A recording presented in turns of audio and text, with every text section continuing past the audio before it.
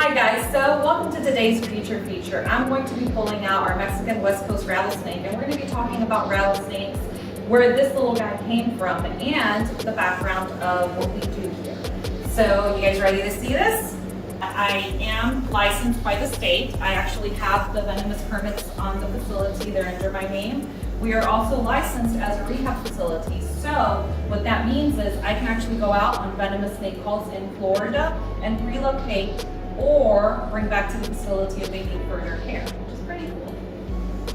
Now these are normally maintained locked. We have already unlocked this before we started filming.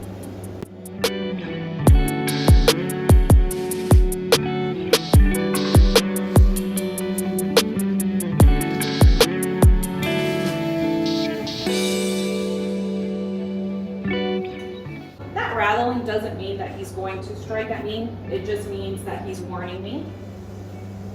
But we keep him nice and still. You guys notice he doesn't rattle as much. The rattling you guys are hearing more of is actually our Western Diamondback rattlesnake, which is right above. And they are, as their name implies, found on the west coast of Mexico.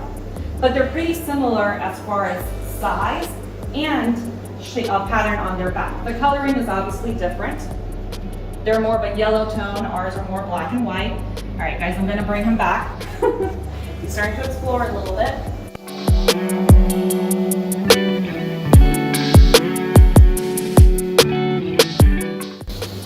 So nice and gentle is the way to go with these guys. They really don't want to strike out at us. Let's talk about rattlesnake safety.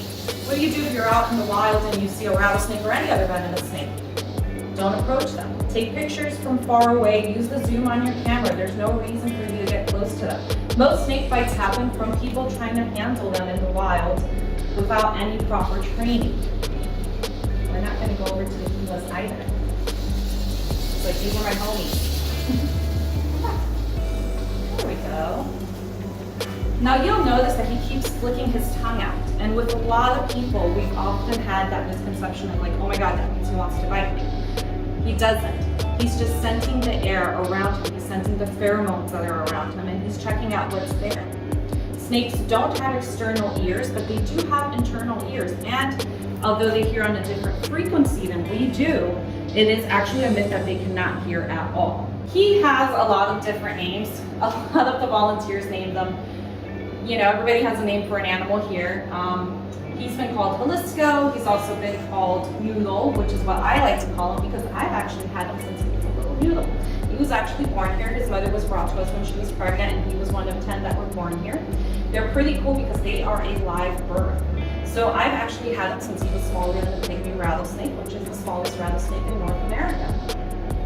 All right, guys, so we're gonna go ahead and put him back. If you have any questions, drop it in the comments and make sure you tune in for our next creature feature.